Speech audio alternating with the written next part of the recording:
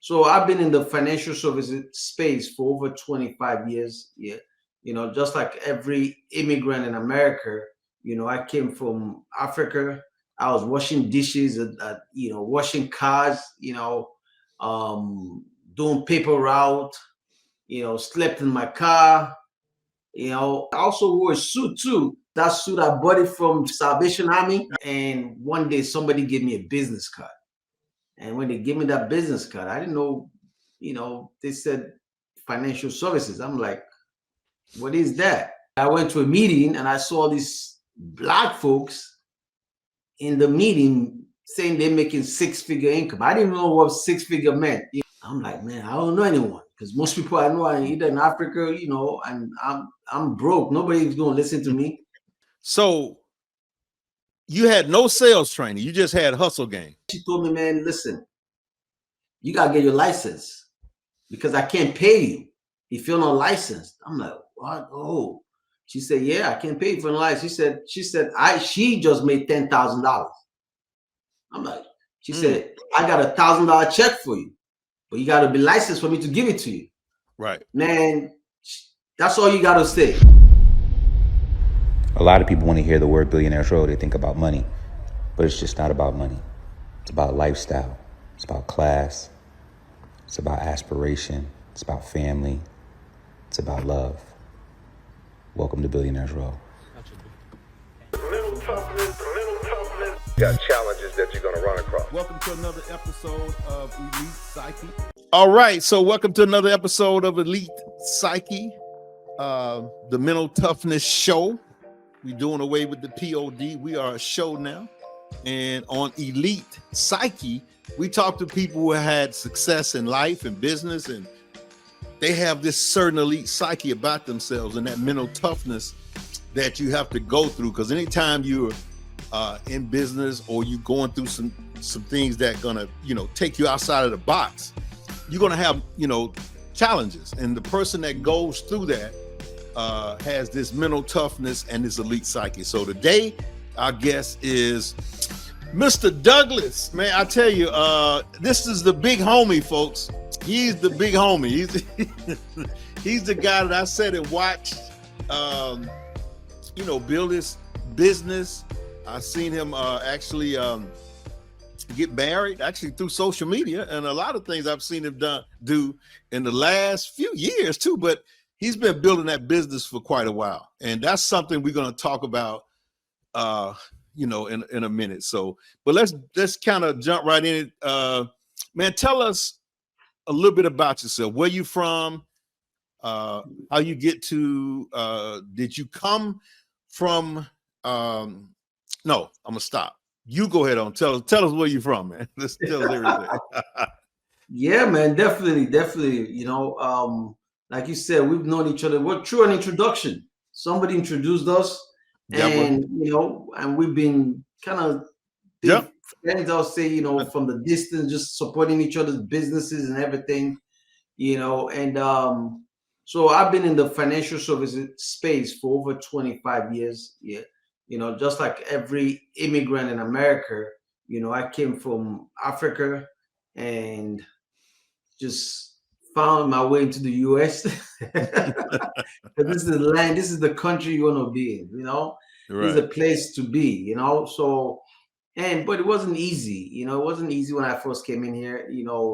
I mean, I was washing dishes, washing cars, doing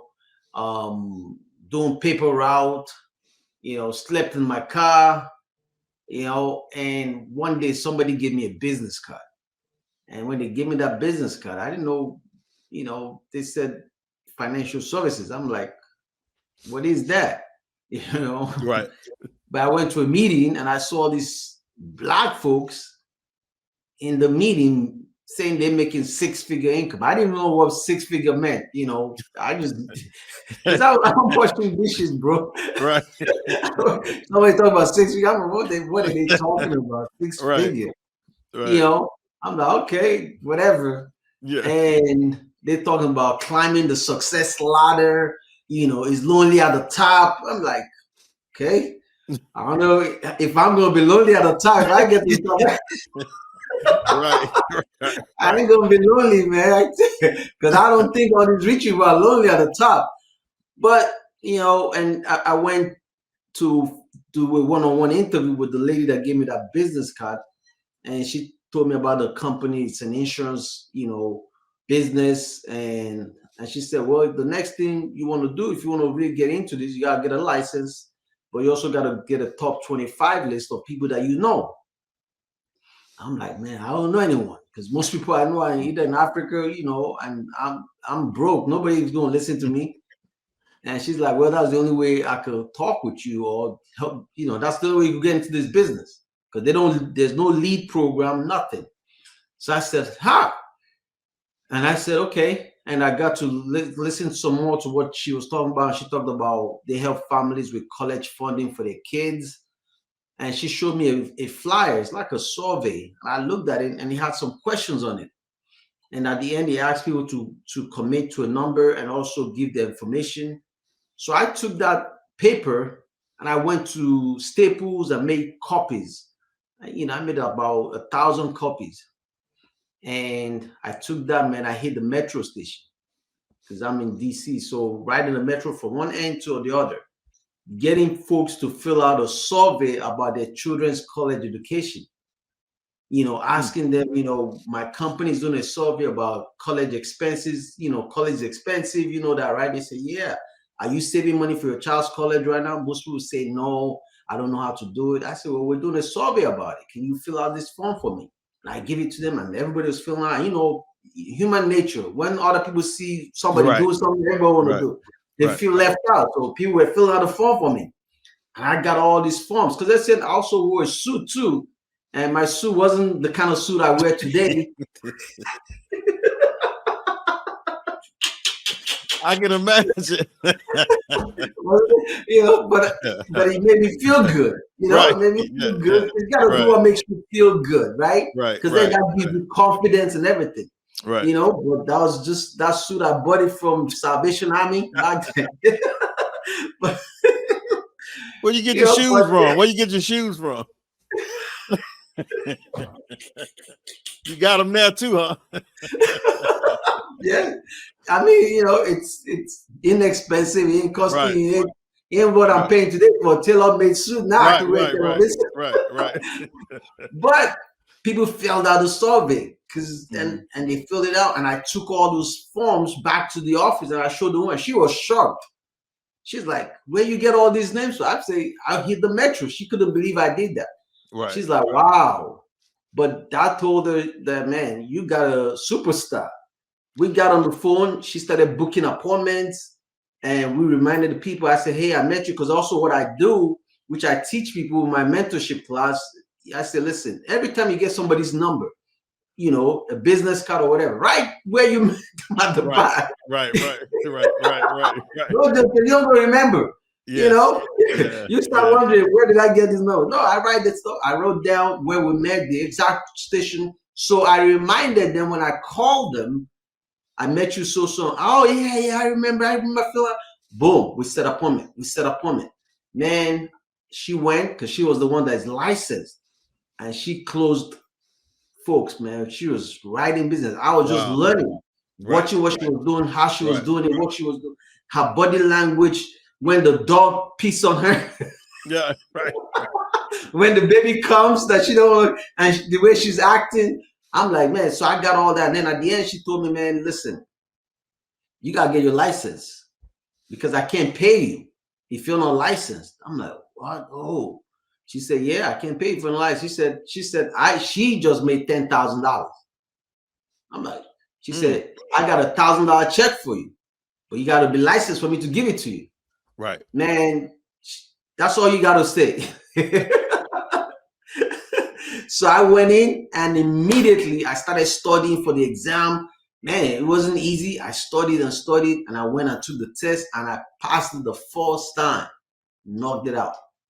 And since then, man, I got into this industry, just started learning, educating myself. And, as God will have it today, I have Lago Financial Services. I also part owner of another company called American Classic Agency.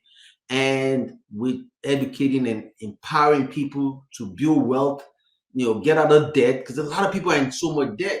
So we have families get out of debt and build wealth at the same time. I also wrote a book. I'm also an author, creating generational wealth. I have 3 other books that we're just posting, those 3 straight on Audible or ebook.